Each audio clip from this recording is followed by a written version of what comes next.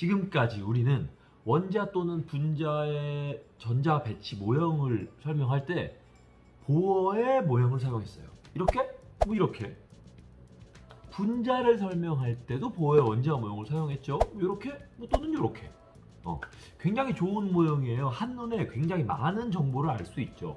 양성자수, 전자수, 공유하는 전자수 등 정말 좋은 모형이에요. 좋은 표현 방식이죠. 그런데 문제는 매번 결합마다, 매번 원자마다 이렇게 표현하려니까 지쳐요. 그리다가 지쳐. 전자 껍질 하나, 전자 껍질 하나, 전자, 그리다가 지치는 거죠. 과학자들은 이런 거 싫어하거든요. 그래서 좀 더 간단한 표현 방법이 없을까 계속 고민해 왔어요. 그러다가 루이스라는 분이 바로 이 방법, 루이스 전자 점식이라는 방법을 고안해 내시죠. 오늘은 바로 이 루이스 전자 점식에 대해서 배울 거예요. 루이스 전자 점식은 각 원자가 갖는 원자가 전자수를 원소 기호 주변에 표시하는 거예요. 수소 같은 경우는 원자가 전자수가 1이니까 하나니까 이렇게 표시하고요. 탄소 같은 경우는 원자가 전자가 4개니까 이렇게. 산소는 원자가 전자가 6개니까 이렇게 표시하죠. 보통 원자 주변에 상하 좌우에 전자를 2개씩 짝지어서 표현하죠. 원자를 루이스 전자 점식으로 표현하기 위해서는 원자가 전자 수를 셀 수 있어야 해요. 원자가 전자는 그 원자의 가장 바깥쪽 껍질에 있는 전자라고 했죠. 그러려면 전자 배치를 할 줄 알아야 가장 바깥쪽 껍질의 전자수를 셀 수 있고, 즉 원자가 전자수를 알 수 있는 거예요. 그래서 이 전자 배치를 하는 법은 보어식 전자 배치나 오비탈식 전자 배치가 있는데, 요건 이제 이미 다 알고 계실 거예요. 혹시 깜빡 잊었다면 요 영상을 보고 복습하고 오시면 돼요. 자, 이제 전자 배치도 할 줄 알고 원자가 전자수도 셀 수 있다면 이제 전자 배치를 하면 되는 거죠. 원자들의 루이스 전자 점식을 봅시다. 우리가 주기율표에서 족은 원자가 전자수와 관련이 있다고 했죠. 예를 들면 1족은 원자가 전자수가 하나인 원소들, 2족은 2개인 원소들, 13족은 3개인 원소, 14족은 4개, 이런 식으로 가다가 17족은 7개인 원소들이라고 했죠. 그래서 이 주기율표에 있는 원소들의 루이스 전자 점식을 보면 이렇습니다.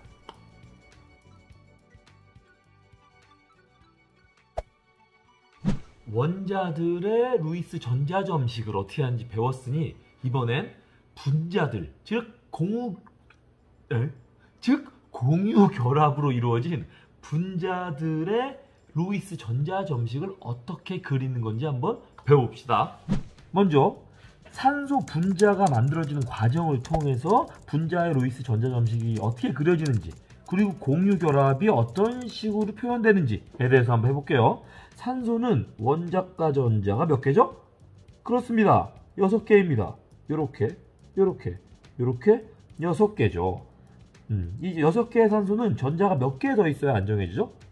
바로 옥텟 룰에 의해서 원자가 전자가 8개인 네온과 같은 전자 배치를 가져야 안정해지죠. 지금 원자가 전자가 6개잖아요. 그쵸? 그럼 2개만 더 있으면 안정해지니까 이렇게 전자가 하나, 2개만 더 갖게 되면 총 8개의 전자를 갖게 되니까 안정해지겠네요. 그래서 산소는 2개의 전자가 더 필요한 상황입니다. 그때 옆에 자기처럼 전자가 2개가 부족한, 전자가 이렇게 2개가 부족한 산소가 있다면 둘이 공유결합을 할 텐데 어떻게 공유결합을 하게 되냐면, 산소가 전자가 2개가 부족하니까 전자 2개를 이렇게 내어줍니다. 공유결합이라는 건 전자가 2개가 필요하면 본인 역시도 전자 2개를 내어줘야 되는, 2개를 얻기 위해서 2개를 내어줘야 되는 결합이거든요. 그래서 이렇게 전자를 2개를 내어주면 산소 입장에서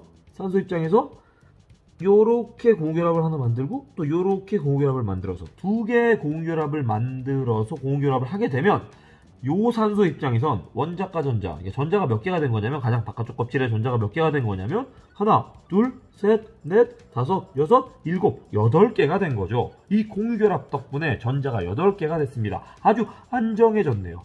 이쪽 산소 입장에서도 하나, 둘, 셋, 넷, 다섯, 여섯, 일곱, 8개로 아주 안정해졌습니다. 얼마나 좋아요. 이게 바로 공유결합이 만들어지는 방식이고 그 공유결합을 루이스 전자 점식으로 나타내는 방식입니다. 하나만 더 해봅시다. 질소 같은 경우는 원자과 전자가 몇 개죠? 그렇죠. 5개였죠. 그러면 하나, 둘, 셋, 넷, 다섯. 요렇게 있는 겁니다. 질소는 안정해지기 위해, 즉 네온의 전자 배치를 갖기 위해 전자가 몇 개 더 필요하냐면 하나, 둘, 3개가 더 필요합니다. 전자가 3개가 필요하기 때문에 공유결합을 3개를 해야 되고, 공유결합을 3개를 하기 위해선 전자를 3개를 내어줘야겠죠. 어떻게 해요? 요렇게요. 요렇게 전자 3개를 내어줘야 되는 거죠. 또 다른 질소가 요렇게 전자 3개를 내어주면 공유결합을 하나, 둘, 3개 하게 되면서 이쪽에 있는 질소의 경우 전자가 몇 개가 되는 거냐면 하나, 둘, 셋, 넷, 다섯, 여섯, 일곱, 여덟이 되면서 네온의 전자 배치, 8개의 전자 배치와 같아졌죠. 이렇게 안정화되는 겁니다. 그 결과 질소는 3중결합, 공유결합 중에 3중결합을 하게 된 거고, 산소 같은 경우는 2중결합을 하게 된 거죠. 바로 이런 식으로 루이스 전자 점식을 활용하는 것입니다. 메테인과 이산화탄소를 이용해서 한 번만 더 분자의 루이스 전자 점식을 어떻게 표현하는지 봅시다. 이 메테인의 경우는 탄소와 하나와 수소 4개가 결합한 거죠. 그러면 각각이 먼저 원자과 전자가 몇 개인지 봅시다. 탄소는 원자과 전자가 4개인 아이죠. 수소는 원자과 전자가 하나인 아이고요. 결과적으로 이 둘은 공유결합을 통해서 탄소는 그러니까 전자 가장 바깥쪽 껍질에 전자가 8개가 되고 싶어 할 거고, 수소는 가장 바깥쪽 kop질에 전자가 2개, 헬륨처럼 되고 싶어 할 겁니다. 그러면 이들은 어떤 식으로 결합을 하는 것이냐? 탄소 같은 경우는 원자과 전자 4개가 이렇게 있고요. 수소가 이렇게 배치가 되면서 수소의 전자가 이렇게 4개가 되게 되겠죠. 이런 식으로 4개의 공유 결합을 하게 되면 탄소 입장에선 가장 바깥쪽 껍질에 전자가 몇 개가 된 거냐면 하나, 둘, 셋, 넷, 다섯, 여섯, 일곱, 여덟, 네온과 같이 8개의 전자를 갖게 된 거고, 수소 입장에선 하나, 둘, 2개의 전자를 갖게 돼서 헬륨처럼 돼서 안정화됐다는 거죠. 그런 식으로 메테인이 만들어지는 것입니다. 이산화탄소도 한번 볼까요? 방금처럼 똑같이 탄소는 원자과 전자가 4개, 산소는 원자과 전자가 6개.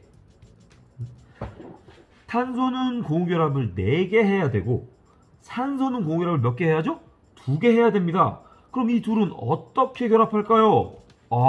당연히 공유결합을 2개 해야 되는 산소가 탄소와 결합을 하겠네요. 즉 탄소 1개와 산소 2개가 결합을 하겠네요. 그래서 이산화탄소가 되는 거죠. 어떤 식으로 결합을 하게 되냐? 바로 산소는 2개의 공유결합이 필요하기 때문에 이렇게 탄소가 이렇게 전자를 공유하게 되면서 산소가 하나, 둘 이렇게 전자 2개를 공유하게 되면 산소 입장에선 이렇게 2개의 공유결합을 만들게 되고, 산소 입장에선 전자가 몇 개가 되냐? 하나, 둘, 셋, 넷, 다섯, 여섯, 일곱, 여덟 개 되니까 산소는 이제 안정해졌죠. 네온의 전자 배치를 갖게 됐죠. 하지만 아직 탄소가 안정해지지 않았어요. 전자가 몇 개냐? 하나, 둘, 셋, 넷, 다섯, 6개밖에 안 되죠. 그럼 어떻게 해야 될까요? 어떻게 하죠? 하나 더, 산소와 한 번 더 결합을 하게 되는 거죠. 이렇게 하나, 둘, 셋, 넷, 다섯, 여섯. 그러면 결합이 2개의 공유결합이 만들어지면서 요 산소가 8개가 되는 건 말할 것도 없고, 요 탄소 입장에선 전자가 몇 개가 된 거냐면 이쁘게 보여주기 위해서 몇 개가 된 거냐면 하나, 둘, 셋, 넷, 다섯, 여섯, 일곱, 여덟. 이 탄소 입장에서도 가장 바깥쪽 껍질의 전자가 8개가 되면서 네온처럼 됐죠. 모두 다 전자가 8개가 된 겁니다. 이렇게 안정화되는 거죠. 이게 바로 루이스 전자 점식으로 표현한 이산화탄소 분자예요. 이렇게 안정화되는 겁니다. 이 루이스 전자 점식으로 분자를 어떻게 표현하는지 아시겠죠? 더불어 공유결합이 어떤 방식으로 만들어지는지도 아시겠죠? 이번엔 이온 결합을 만드는 물질들은 루이스 전자점식을 어떻게 표현하는지 알아보겠습니다. 여기 나트륨 원자가 있습니다. 나트륨 원자는 원자과 전자가 하나죠. 염소 원자도 있어요. 염소 원자는 원자과 전자가 7개죠. 이온 결합이 만들어지는 과정을 떠올려 보면 이 둘이 만나면 이 전자 하나가 염소 쪽으로 이동을 한다고 했죠. 그 결과 나트륨은 나트륨 이온이 되고 염소는 전자가 8개가 된 염화 이온이 되죠. 우리가 나트륨을 이렇게 쓰지만 전자가 없는 게 아니죠. 원자과 전자가 없어진 거죠. 지금의 나트륨은 네온의 전자 배치와 똑같은 상황인 거죠. 그렇죠? 자, 그러면 이 다음에 어떻게 되죠? 이 다음에 이제 둘이 정전기적 인력으로 서로를 끌어당기게 되는 거죠. 끌어당긴다는 걸 어떻게 표현할까요? 이렇게 끌어당기게 되는 거죠. 그래서 가까워지고 이렇게 나트륨 이온과 염화 이온이 이렇게 붙어 있게 되는 거죠. 그럼 루이스 전자점식으로 이렇게 표현하면 될 것 같은데 여기엔 약간 문제가 있어요. 어떤 문제냐면 이렇게만 표현하면 이 전자가 염소의 전자인지 나트륨의 전자인지 확실하지가 않잖아요. 그래서 이온 결합 물질을 표현할 때는 어떻게 표현하냐면 얘네 둘을 살짝 아주 살짝 떨어뜨린 다음 요렇게 대괄호를 하나 쳐줍니다. 요렇게 표현하죠. 이것이 바로 이온 결합 물질을 루이스 전자점식으로 표현하는 방법입니다. 지금까지 루이스 전자점식의 개념과 루이스 전자점식으로 원자, 분자, 그리고 이온 결합 물질을 표현하는 방법에 대해서 알아봤어요. 이것 자체는 그리 어렵지 않아요. 조금만 연습해보면 금방 모든 물질들, 화원에서 배우는 모든 물질들의 전자점식을 그릴 수 있게 될 거예요. 이거는 단독 문제로 출제되기도 하지만 보통 다른 나머지 문제들을 풀기 위한 베이스가 돼요. 기반이 되는 거니까 이 부분은 너무나 자연스럽게 자기가 자연스럽게 느낄 수 있을 정도로 알아야 돼요.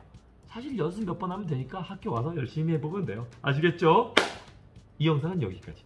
안녕.